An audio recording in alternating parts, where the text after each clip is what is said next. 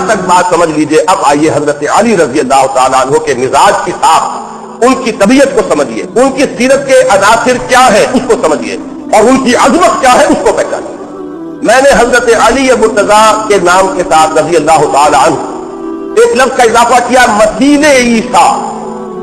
ان میں حضرت عیسیٰ کی سی ایک کیفیت پائی جاتی ہے، مثال ہے وہ حضرت عیسیٰ کی. بہت سے حضرات اچھے بڑے پڑھے لکھے لوگ، دینی مزاج رکھنے والے، وہ بھی شوق ہے، آج تک یہ لفظ نہیں سنا. یہ تو ان کے غالی عقیدت مندوں نے بھی کبھی آج تک استعمال نہیں کیا، یہ تم کہاں سے لفظ لے آئے. تو اسی لیے میں نے آج سب سے پہلے حدیث ایک پڑھی ہے. یہ حدیث مسند احمد میں ہے، امام احمد ابن حنبل اپنے مسند میں سے لائے ہیں. اس کے علاوہ مستدرک حاکم میں ہے، کامل ابن عدی میں ہے. یہ تو ہے جو اہل سنت کی کتابیں ہیں حدیثوں کی. اور خود اہل تشیع کے ہاں نہج البلاغہ کا جو مقام ہے وہ آپ کو معلوم ہے. حضرت علی رضی اللہ تعالیٰ عنہ کے خطبات، آپ کے خطوط، آپ کے فرامین، آپ کی دعائیں یہ جمع کی گئی ہیں. اس میں یہ کہ کوئی شخص سمجھتا ہے کہ وہ مستند ہے، کوئی سمجھتا ہے کہ نہیں، اس کو چھوڑ دیجیے. اہل تشیع کے ہاں اس کا مقام ہے اور بلند مقام ہے نہج البلاغہ کا. تو نہج البلاغہ میں بھی حضرت علی رضی اللہ تعالیٰ عنہ کا یہ قول موجود ہے. گویا کہ اس کی صحت پر اہل سنت اور اہل تشیع دونوں متفق ہو گئے. میں وہ بات کہہ رہا ہوں کہ جس میں کوئی اختلاف اور اختلاف نہیں. یہ ایک حدیث ہے جو میں نے آپ کو پڑھ کر سنائی، یہ مسند احمد کی روایت ہے اور مشکات شریف کے اندر بھی موجود ہے. راوی اس سے خود حضرت علی ہے رضی اللہ تعالیٰ عنہ. میں نے آپ کو سنایا تھا، پھر الفاظ سن لیجیے ایک دم غور سے سنیے. عن علی رضی اللہ عنہ، روایت ہے حضرت علی مرتضیٰ رضی اللہ تعالیٰ عنہ سے، قال، انہوں نے فرمایا، قال لی رسول اللہ صلی اللہ علیہ وسلم، کہ رسول اللہ صلی اللہ علیہ وسلم نے مجھ سے یہ فرمایا. حضور نے یہ ارشاد فرمایا خود حضرت علی سے انہیں خطاب فرماتے ہوئے. کیا فرمایا؟ فیک مثل من عیسیٰ، اے علی تمہارے اندر ایک مثال ہے عیسیٰ کی علیہ الصلوۃ والسلام. اب وہ کیا مثال ہے، کیا مشابہت ہے، کس پہلو سے حضرت علی مثیل عیسیٰ ہے رضی اللہ عنہ وعلیہ الصلوۃ والسلام. میں جب دونوں نام میرے جملے میں آ جائیں گے تو ایک صحابی ہے ان کے لیے رضی اللہ تعالیٰ عنہ کے الفاظ کہوں گا، ایک رسول ہے، نبی ہے ان کے لیے علیہ الصلوۃ والسلام. فیک مثل من عیسیٰ، اب اس کی تشریح حضور نے جو فرمائی، اب غضبہ الیہود حتی بہتوا امہ، ان سے انتہائی بغض رکھا یہودیوں نے، انتہائی دشمنی کی. بغض کا لفظ جو ہے یہ بہت ہی عربی کے اندر بہت جامع لفظ ہے. انہیں ایک دلی دشمنی تھی حضرت عیسیٰ کے ساتھ، اور اس دشمنی میں کہاں تک چلے گئے آپ کو معلوم ہے. یہ حضور فرمایا تھا بہتوا امہ، کہ انہوں نے اس دشمنی میں اس حد تک انتہا کر دی کہ ان کی والدہ پر بدکاری کی تہمت لگائی. کس پر؟ حضرت مریم پر. ان کے لیے میں نے ابھی عرض کیا کہ قرآن مجید ان کو سند دیتا ہے وَأُمُّهُ صِدِّيقَةٌ، جو نبوت کے بعد بلند ترین درجہ ہے نسل انسانی کا، نوع انسانی کے اندر، وہ اس پر فائز ہے حضرت مریم علیہ الصلوۃ والسلام. حتیٰ بہتوا امہ، اسی لیے جب یہ لوگ آتے ہیں، ویسے تو آج کل یہ بہت محتاط ہیں یہودی، کیونکہ اس وقت تو عیسائیوں کے سہارے ہی دنیا میں ان کا وجود ہے، تو اپنی ان چیزوں کو بربلا کہتے نہیں ہیں، پھر بھی کبھی کبھی وہ اس کا پورا اظہار کرتے ہیں. انہوں نے ایک پکچر بنائی تھی سن آف مین، اور امریکہ میں چلی ہوئی، یعنی یہ کہ انہوں نے کہا کہ حضرت مسیح یہ جو ہے انسان کے بیٹے ہیں. اب انسان کے بیٹے کہنے کا مطلب کیا؟ شادی تو ان کی ہوئی نہیں. حضرت مریم سلام علیہا کی شادی تو ہوئی نہیں، تو پھر اس کی معنی کیا ہے؟ اگر کسی انسان کے نسخے سے ہے تو نتیجہ کیا نکلا؟ باقی نتیجہ جو ہے وہ خود چھوڑ دیتے ہیں کہ اب یہ انسان جو ہے خود اس کی خانہ پوری کرے. باقی یہ کہ جو اپنے ہاں کی مجالس میں جو کچھ حضرت مسیح کے بارے میں کہتے ہیں اس کا تو میں یہاں بہرحال نقل کفر نہ بات کر، میں اس کا جو نقل کرنے کا بھی یہاں کام نہیں کرنا چاہتا. اچھا، ایک انتہا پر تو یہودی چلے گئے، دوسری انتہا پر حضور نے فرمایا وَأَحَبَّتْهُ النَّصَارَىٰ، اور نصارہ نے ان سے انتہائی محبت کی. حَتَّىٰ أَنزَلُوهُ بِالْمَنزِلَةِ الَّتِي لَيْسَتْ لَهُ، یہاں تک کہ انہوں نے حضرت عیسیٰ کو وہاں تک پہنچا دیا جو ان کا مقام نہیں ہے. اس میں بھی وضاحت نہیں ہے، تفصیل نہیں ہے، اس لیے کہ معلوم ہے اللہ کا بیٹا بنا دیا، خدا کا بیٹا ہے، صلبی بیٹا ہے، صلبی بیٹا. یہ بھی یعنی یہ کہ یہ نہ سمجھو کہ صرف جو ہے وہ ایک استعارے کے طور پر کہا جا رہا خدا کا بیٹا، بلکہ وہاں لفظ ابن نہیں بلکہ ولد کا لفظ استعمال کرتے ہیں، اور اس کو واضح کرنے کے لیے صلبی بیٹا ہے. حضرت مسیح جو ہے وہ اللہ تعالیٰ کے صلبی بیٹے ہیں. اور یہ کہ تخلیق کا ایک جز ہے، اقانیم ثلاثہ میں سے ہے، خدائی میں شریک ہے، خدا بنا دیا. تو یہ دو انتہائیں ہوئی حضرت عیسیٰ علیہ السلام کے بارے میں کہ ایک گروہ انتہائی دشمن ہوا، یہاں تک کہ ایسی تہمت بھی لگا دی اور ان کے نسل کو داغدار کر کے، اور ان کی والدہ جو ہے ان پر بدکاری کا الزام عائد کر. دوسرا گروہ ان کی محبت میں اس انتہا کو پہنچا، اس غلو میں اس انتہا کو پہنچا کہ انہوں نے خدا بنا دیا، خدا کا بیٹا بنا دیا، خدائی میں شریک کر دیا، جو بدترین اور اوریہ ترین شرک ہے۔ اللہ کی ذات میں کسی کو شریک کر دینا، اس شرک کے جناب میں جرم کے مرتکب ہو گئے۔ یہاں پر حضور کا فرمان تو ختم ہوا، اب اس کے حوالے سے خود حضرت علی مزید فرما رہے ہیں۔ ثم قال، یہ جو راوی ہیں یہ گویا کہ بتا رہے ہیں کہ اس کے بعد حضرت علی نے مزید فرمایا، یہلک فی رجلان، اسی طرح میرے بارے میں بھی دو اشخاص ہلاک ہوں گے، ہلاکت، بربادی، تباہی اور انتہائی ضلالت کو پہنچ جائیں گے۔ یہلک فی رجلان محب مفرط، ایک وہ ہلاک ہوگا، وہ برباد ہوگا جو میری محبت میں افراط کو پہنچ جائے گا۔ افراط و تفریط کا لفظ آپ استعمال کرتے ہیں، ایکسٹریم۔ محب مفرط، بے انتہا محبت کرنے والا، محبت میں غلو کرنے والا، محبت کی انتہا کو پہنچا دینے والا۔ یقرضنی بما لیس فی، میرے اندر وہ اوصاف گنوائے گا جو میرے اندر نہیں ہے۔ بالکل وہی بات کہ حضرت مسیح کو وہاں تک پہنچایا جہاں وہ نہیں تھے، اسی طرح میرے اندر وہ ان اوصاف کو بیان کرے گا۔ یہ یقرضنی، یہ وہ لفظ ہے جو عام کتابوں میں آپ نے لکھا دیکھا ہوگا، تقریض، کتاب کی تقریض ہوتی ہے، کتاب کی کوئی تعریف کرتا ہے، اس کی کوئی جو اس کے محاسن ہیں ان کو بیان کرتا ہے تو اسے تقریض کہتے ہیں۔ یہی وہی لفظ ہے تقریض، باب تفعیل سے، کہ یقرضنی، وہ میرے اندر محاسن وہ بیان کرے گا، دماغ ایسا کیا جو میرے اندر نہیں ہے۔ اور دوسرا کون ہلاک ہوگا، دوسرا کون انتہا کو پہنچے گا، وہ مبغض، دوسرا مجھ سے بغض رکھنے والا، دشمنی رکھنے والا، عداوت رکھنے والا، جس کے دل میں میرا عناد ہوگا، مجھ سے بغض و عداوت ہوگی۔ یحملہ شنآنی علی ان یبہتنی، اور اسے میری دشمنی یہاں تک پہنچا دے گی کہ وہ مجھ پر بہتان لگائے گا، میرے اس کے اوپر وہ جرائم جو ہے وہ مجھ سے منسوخ کرے گا کہ جو جس کا کوئی سوال ہی نہیں، جس سے اللہ نے مجھے پاک و صاف رکھا۔ یہ ہے وہ حدیث جس کے حوالے سے میں نے اپنی آج کی گفتگو کا عنوان بنایا، مسیح عیسیٰ۔ اب حضور صلی اللہ علیہ وسلم کے اس قول مبارک کی شرح آپ اپنے سامنے آنکھوں سے دیکھیں۔ ایک انتہا عبداللہ ابن سبا یہودی، جو اس امت مسلمہ کے اندر بالکل وہ جس کو سینٹ کہا جاتا ہے، میرے نزدیک جو شیطان تھا، پولوس، سینٹ پال جس کو کہا جاتا ہے، اس کا بروز ہے، اسی کا ظہور ہوا ہے۔ اس کی شکل کے اندر عبداللہ ابن سبا، اس نے یہ عقیدہ پھیلایا، اس حد تک آگے گئے کہ انہوں نے تو پھر بھی خدا کا بیٹا کہا تھا اور اس نے خدا قرار دیا، ایبسولوٹلی کلیئر ورڈ میں کہ یہ خدا ہے، گاڈ انکارنیٹ ہے، خدا ان میں حلول کر چکا ہے۔ میں بھی عرض کروں گا کہ اس شخص کے بارے میں آج کل بعض لوگوں نے یہ کہنا شروع کر دیا ہے کہ یہ کوئی شخصیت نہیں تھی، ایسے ہی افسانوی شخصیت ہے، یہ ایسا اسلام کا کوئی آدمی گزرا ہی نہیں ہے۔ لیکن یہ کہ اس کے حوالے اس کثرت کے ساتھ پہلی صدی کی کتابوں کے اندر موجود ہے، اور میں خاص طور پر جس کا ذکر کرنا چاہتا ہوں کہ جیسے ہمارے ہاں حدیث کی کتابیں ہیں، بخاری مسلم، صحیح بخاری صحیح مسلم، ایسے ہی مقصد یہ کہ اہل تشیع کی کتابیں ہیں، کافی ہے۔ اس طرح ہمارے ہاں اسماء الرجال کی کتابیں، جو روات ہیں، راوی ہیں، ان کے حالات کے بارے میں کتابیں ہیں، اسی طریقے سے اسماء الرجال جو ہے اہل تشیع کے ہیں۔ ان کے ہاں اسماء الرجال کی جو سب سے مستند کتاب ہے اس کا نام ہے رجال کشی۔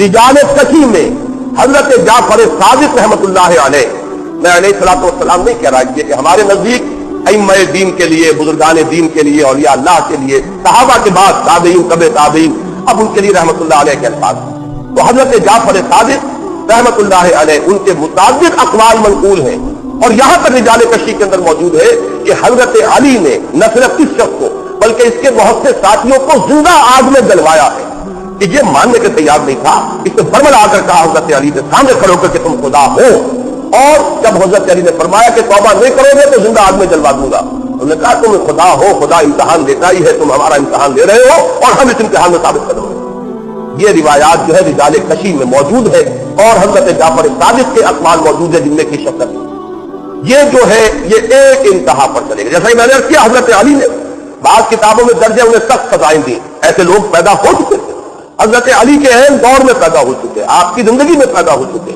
آپ نے خلیفہ برحق، خلیفہ راشد کی حیثیت سے، امیر المومنین کی حیثیت سے آپ نے وہی کیا۔ اس بدترین شرک کی جو سزا دی جانی چاہیے تھی وہ آپ نے سزا دی، اس لیے کہ یہ تو ارتداد ہے، کھلا ارتداد ہے۔ خدا مان لینا کسی انسان کو اس سے بڑا ارتداد اور خوف نہ ہوگا، لہذا اس پر سزا، اس مرتد کی سزا قتل ہے۔ یہ قتل حضرت علی نے نہ صرف قتل بلکہ زندہ آگ میں جلانے کی سزا جو ہے بدترین سزا ہو سکتی ہے وہ دی ہے حضرت علی نے۔ تو یہ ایک تاریخی واقعہ، ایک حقیقت ہے وہاں پر بھی سینٹ پال نے وہی کیا، خدا کا بیٹا بنایا، اس سے آگے نہیں، اور یہاں حضرت علی کو خدا بنایا۔ ایک انتہا تو میں نے آپ کو یہ دکھا دی، اور یہ تو میں نے اسلام کے دائرے سے باہر کی بتائی۔ دوسری طرف دوسری انتہا کو کون پہنچے؟ خوارج نے حضرت علی پر کفر کا فتویٰ لگایا، کافر ہو گئے تو مرتد ہو گئے۔ ان کا موقف کیا تھا؟ آپ نے تحکیم کیوں منظور کی؟ ان الحکم الا للہ، اللہ کے سوا تو کوئی حکم نہیں، کوئی حاکم نہیں، کوئی حکم دینے کا مجاز نہیں۔ آپ نے کیسے حاکم مان لیا، کیسے حکم مان لیا، کیسے اپنا معاملہ حوالے کر دیا؟ گویا کہ آپ کو اس بات کا یقین نہیں ہے کہ آپ خلیفہ برحق ہیں، آپ نے گویا کہ ڈسپیوٹڈ اس کو تسلیم کر لیا، آپ اس معاملے کے اندر تحکیم کے اوپر راضی ہو گئے۔ اب حضرت علی رضی اللہ تعالیٰ عنہ کے مزاج میں یہ میں عرض کر دوں، وہ میں بعد میں بیان کروں گا کہ جو نرمی تھی مزاج کے اندر، اس نرمی کا ظہور ہوا ہے کہ مسلمانوں کی قتل و غارت گری آپ کو کسی صورت میں پسند نہیں۔ جو کچھ ہو رہا تھا اس تباہی فتنے کے نتیجے میں، اس سے حضرت علی نے آخری کوشش بھی کی ہے کہ کسی طریقے سے یہ معاملہ ختم ہو جائے، لہذا اس تحکیم جو ہے اس پر حضرت علی راضی ہو گئے۔ اب انہی کی فوج میں وہ لوگ تھے جنہوں نے وہاں سے علیحدگی اختیار کی، اور وہ لوگ اب ایک علیحدہ فرقہ بن کر آ گئے۔ انہوں نے کہا یہ شخص تو کافر ہو گیا، معاذ اللہ ثم معاذ اللہ، نقل کفر نہ باشد۔ پھر انہوں نے کہا سب کافر ہو گئے، یہ بھی کافر، معاویہ بھی کافر، عمرو بن العاص بھی کافر، موسیٰ اشعری بھی کافر، سب کافر ہو گئے۔ جنہوں نے بھی اس تحکیم کے اندر حصہ لیا اور تسلیم کیا سب کافر ہو گئے، سب مرتد ہو گئے، سب واجب القتل ہو گئے۔ حضرت علی رضی اللہ تعالیٰ عنہ نے ان کے ساتھ بڑی نیگوشیشن کی کوشش کی، بڑے لوگوں کو بھیجا، سمجھایا، یہاں تک بھی فرمایا کہ اگر تم لوگ اپنے عقیدے پر قائم رہو تب بھی میں تمہارے خلاف کوئی اقدام نہیں کروں گا، بشرطے کہ تم بدامنی کا استحکام نہ کرو۔ اگر بدامنی کرو گے، فتنہ و فساد کرو گے، تو مجھے ظاہر بات ہے کہ پھر مجھے تمہارے خلاف جو ہے کوئی ایکشن لینا ہوگا، کوئی اقدام کرنا پڑے گا۔ لیکن اگر تم یہ خود سے باتیں بھی اپنے اندر رکھے رکھو، لیکن یہ کہ کوئی اقدام نہ کرو، کوئی بدامنی نہ کرو، کوئی فساد نہ مچاؤ، تو میں تم سے کوئی تعارض نہیں کروں گا تمہارے خلاف اقدام۔ لیکن یہ لوگ اتنے بتنے ہوئے تھے، جنگ نہروان میں 4,500 آدمی ان کا مارا گیا ہے، اور اس میں یہ تھا کہ لشکر تو زیادہ بڑا تھا، حضرت علی کا لشکر بے پناہ تھا، اس وقت بہت بڑی تعداد میں جب آمنے سامنے لشکر ہوئے ہیں۔ حضرت علی نے بڑی کوشش کی ہے کہ ان کے ساتھ مصالحت ہو جائے، سمجھا دیا جائے۔ آخری آپ نے جو تدبیر اختیار کی کہ حضرت ابو موسیٰ اشعری کو جھنڈا دے کر، سفید جھنڈا دے کر ایک طرف کھڑا کر دیا کہ جو بھی اس جھنڈے کے پاس پہنچ جائے گا اس کے لیے امان ہے، گویا کہ وہ علیحدہ ہو گیا، نیوٹرل ہو گیا، وہ نہ ادھر رہا نہ ادھر رہا۔